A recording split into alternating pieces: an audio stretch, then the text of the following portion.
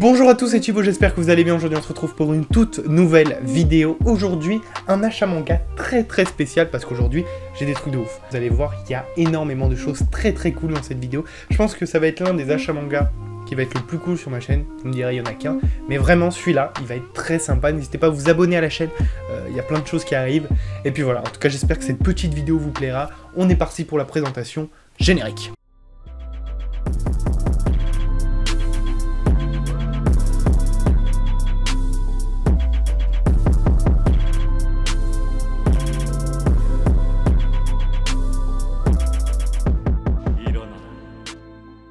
On commence avec un manga que je vous avais présenté dans le premier épisode. J'avais acheté que les deux premiers, je vous avais dit si ça me plaît j'achèterai la suite. Et bah, apparemment ça m'a plu puisque tout simplement j'ai acheté tous les mangas. Je pense que le 8 c'est le dernier tome pour l'instant, je crois, hein, si je dis pas de bêtises, mais peut-être qu'il y en a plus, mais en tout cas voilà, j'ai acheté jusqu'au 8 tomes et j'ai lu pour l'instant le 3 et le 4 et c'est toujours aussi incroyable. Le synopsis, je vous en avais déjà parlé, un jeune homme qui tombe complètement amoureux du jazz, du saxophone, qui décide de s'y mettre et qui a un réel don pour ça, qui va rencontrer des gens qui vont l'aider, qui va se représenter et on va voir tous ses tracas, comment il va évoluer en tant que musicien et c'est incroyable. Cette licence Glénat est super cool, surtout pour moi qui adore le saxophone. Donc si vous voulez découvrir un peu cet univers, n'hésitez pas, Blue Giant, c'est trop cool. En seinen, donc c'est très cool, voilà, je vous le conseille et on passe tout de suite au deuxième manga.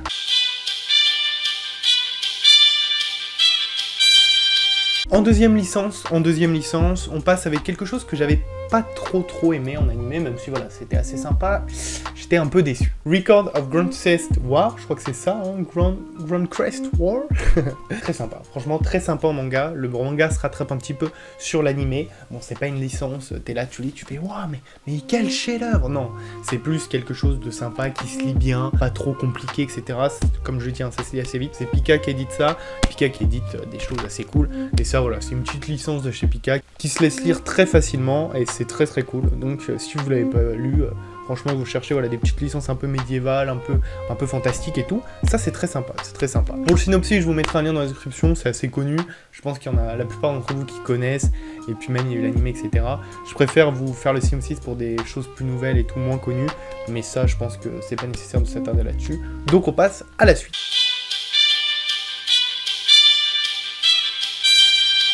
Jujutsu Kaisen, vous avez sûrement vu sur les réseaux sociaux, l'épisode 1 de l'anime a été annoncé.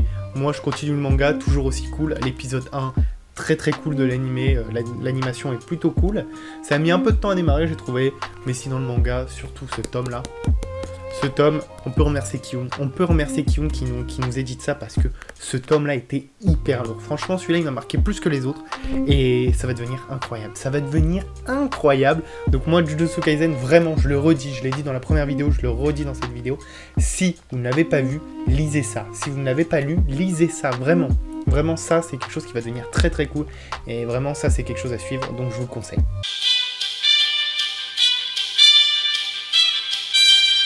J'ai aussi acheté donc en août le tome 1 et il n'y a pas longtemps le tome 2, Arifureta, et oui ça continue. Arifureta très cool, c'est le seul truc où je vais vous dire que l'anime je le préfère. Pourquoi je vais vous dire ça? Parce que j'ai un petit défaut, j'en ai parlé avec un abonné sur Twitter, j'ai un petit défaut avec cette chose. Les décors, ils sont pas... Enfin des fois tu sais pas trop où t'es, etc. Et c'est ça qui rend la chose un peu... C'est un peu dommage. C'est un peu dommage, les personnages sont cool, mais les décors et tout ce qui est décoration, etc., c'est un peu bâclé. C'est pas bâclé, mais je sais pas comment vous dire, c'est pas assez précis pour que tu vois où t'es, etc. Et c'est dommage, je pense que ça manque à l'histoire, mais ça reste très cool. Et moi j'aime bien lire, en plus c'est sympa comment c'est fait, etc. Il coûte un peu cher, mais franchement il n'y a aucun souci là-dessus, donc n'hésitez pas à voir ça.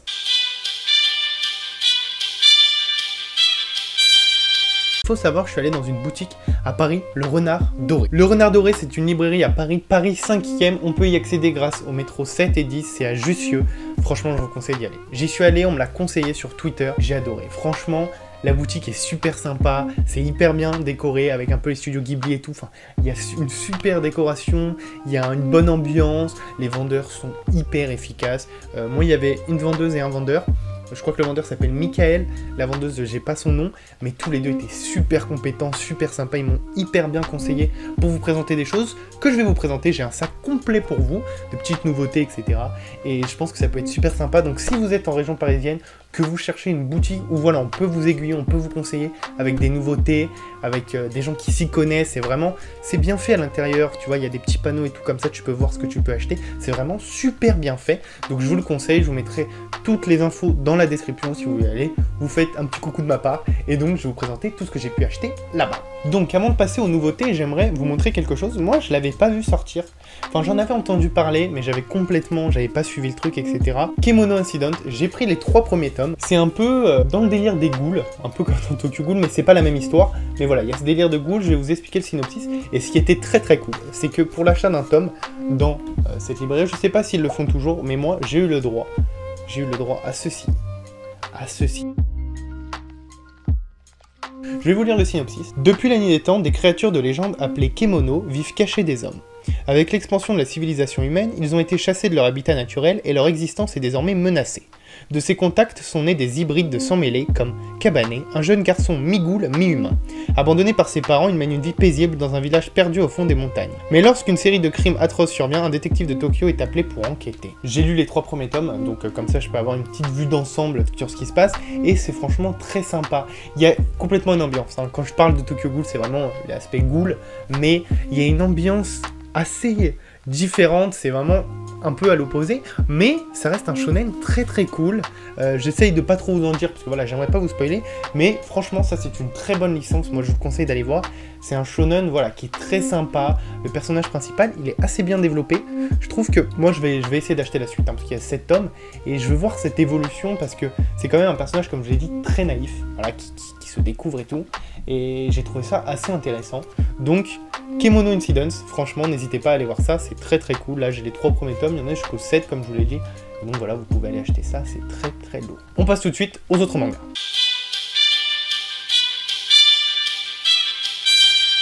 On passe maintenant à quelque chose de très différent. Alors là, ça va pas peut-être plaire à un grand public, mais quand Michael m'en a parlé, j'ai trouvé ça assez intéressant, parce que c'est quelque chose de très original. C'est très original, il me l'a super bien expliqué, je vais essayer de faire aussi bien que lui, même si c'est pas du tout mon métier, mais j'ai tout de suite été pris quand il me l'a expliqué. Déjà, je vais vous montrer le manga quand même, parce que je vais vous montrer qu'il est très très beau. Il est très très beau, un peu doré comme ça. Franchement, c'est assez beau. J'ai pris les 2 premiers tomes, et ce qui est déjà assez cool avec ce manga, c'est que ça commence un peu en tranche de vie, et ce que m'a dit Michael, c'est que ça part tout de suite en quelque chose de différent, avec un peu d'action, etc. Donc c'est quelque chose qui peut plaire à pas mal de monde. C'est mis en seinen, donc c'est fait par Glénat, hein, c'est catégorisé en seinen, et moi ça m'a l'air super cool, je l'ai pas encore lu, mais je pense que c'est super sympa. Donc en fait, pour vous expliquer, alors je vais essayer de prendre mes meilleurs mots, de les placer pour que vous compreniez un maximum et ne pas vous perdre. En gros, on est dans un manoir. On est dans un manoir où il y a différents types de personnes, si je peux dire ça comme ça. Il y a ce qu'on appelle les ombres. Donc vous voyez, ça c'est sur le tome 2. Hop là, ici là, ça c'est l'ombre. Et donc vous voyez en fait, c'est un visage, etc. Mais c'est tout noir. Donc toute expression que peut avoir cette personne, on ne la verra pas. Et donc on a ces personnes qui vivent, donc les ombres, les shadows, sans expression, avec un corps complètement noir et des poupées. Et en gros, elles sont là pour exprimer les émotions des ombres. J'espère que vous me suivez. Ça fait des sortes de binômes qui doivent vivre ensemble et se synchroniser. Et il y a un jour qu'on appelle l'exhibition. C'est là où chaque binôme va devoir se montrer pour montrer leur symbiose au gérant de ce manoir pour qu'il voit quel est le binôme le plus synchronisé, le plus en symbiose. Je sais que comme ça paraît assez flou, assez bizarre. C'est vrai que c'est compliqué à expliquer, mais j'ai regardé un peu ce qu'il y a à l'intérieur, c'est très très détaillé, les dessins sont très très beaux, et l'histoire, je vous jure que je suis sûr que ça peut être super intéressant. Je l'ai pas encore lu comme je vous l'ai dit. Le scénariste de The Promised Neverland, c'est comme ça que ça a été vendu, a adoré, il a adoré tout simplement, et je pense que l'histoire peut être très très cool. Moi ce que j'aime, c'est les trucs un peu originaux comme ça, un peu sombres, on sait pas trop ce qui se passe à l'intérieur. Par exemple, le gérant du manoir, c'est quelqu'un de très mystérieux, et je pense que Shadow House, ça peut être quelque chose de super sympa. D'ailleurs, n'hésitez pas à rejoindre le Discord, parce que quand j'aurai lu ça, je pourrais vous donner mon avis sur l'œuvre, vous dire si je l'ai aimé, vous dire si voilà, j'ai trouvé ça super sympa. Donc on passe à la suite.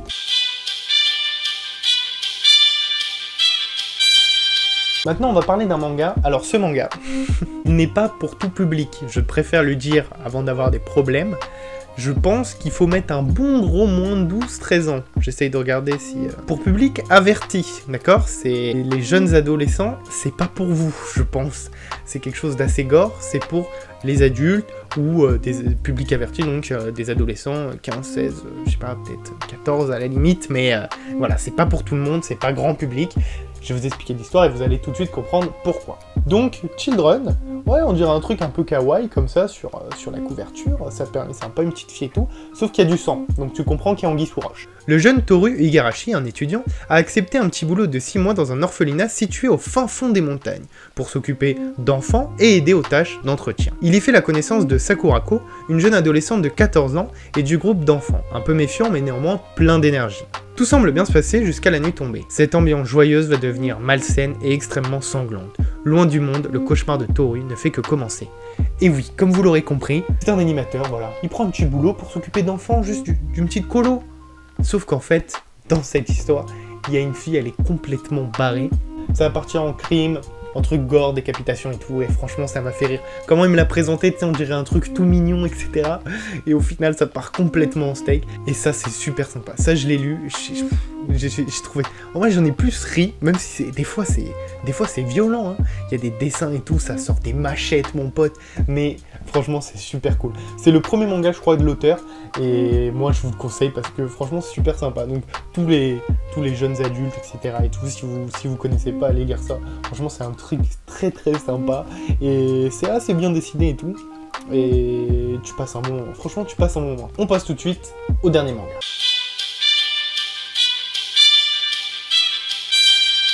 Et donc pour finir cette vidéo en apogée, un manga qui a fait beaucoup parler de lui au Japon, qui marche assez bien, qui est sorti en France grâce aux éditions Kurokawa. C'est tout simplement Spy X Family. Spy X Family, très belle couverture. Déjà, tu vois la couverture, tu sens que le héros, il va être badass. Donc ce héros, il a une mission. Il doit faire copain-copain avec un mec. Et ce mec, il a des relations avec une école particulière. Et donc pour ça, pour réussir sa mission, il doit faire infiltrer sa fille dans cette école. Le problème, c'est que notre plus fort espion, parce que c'est le plus fort espion du monde, le meilleur, il n'a pas de femme ni d'enfant. Il est complètement célibataire, malheureusement, le pauvre. Donc, du coup, ce qu'il va faire, c'est qu'il va trouver une femme et il va trouver une fille pour pouvoir les intégrer dans cette école. Sauf que il va pas s'en rendre compte, et la femme et la fille non plus le savent pas, mais lui, c'est le meilleur espion du monde, sa femme, c'est une tueuse à gages, et la fille est télépathe, genre elle peut lire dans les pensées. Donc, il y a une famille un peu barrée, et c'est super drôle. C'est super drôle, franchement, c'est super drôle. Très très bonne licence, ça va être cool. Ça, franchement, ça va être cool. Ça, n'hésitez pas à aller l'acheter, parce que ça va être très très cool. Et voilà, c'est tout ce que j'ai acheté. J'ai acheté... Ah mince. Voilà, j'ai acheté tout ça. J'ai mal. J'ai acheté tout ça, voilà, c'est tout ce que je vous ai présenté, je vous mets tout en description, toutes les infos, etc., tout ce que j'ai pu vous présenter. Voilà, en tout cas c'est déjà la fin de cette vidéo, j'espère qu'elle vous aura plu. Je remercie encore la boutique du Renard Doré de m'avoir aidé dans cette sélection, pour les nouveautés, etc. Je pense que là, je vous ai présenté pas mal de trucs, donc comme je vous l'ai dit, en description, si vous êtes en région parisienne, n'hésitez pas à aller voir cette petite boutique, vous faites un coucou de ma part, et puis voilà, n'hésitez pas à aller acheter vos mangas là-bas. Moi je vous dis bientôt pour une nouvelle vidéo, n'hésitez pas à me dire voilà quel type de manga vous aimeriez que je présente dans mes vidéos. Il y a plein de trucs qui arrivent sur la chaîne, vous inquiétez pas, comme toujours. Et puis moi je vous dis bientôt pour une nouvelle vidéo, n'hésitez pas à vous abonner, c'est super important, likez, partagez pour le référencement. C'était Thibaut, ciao ciao.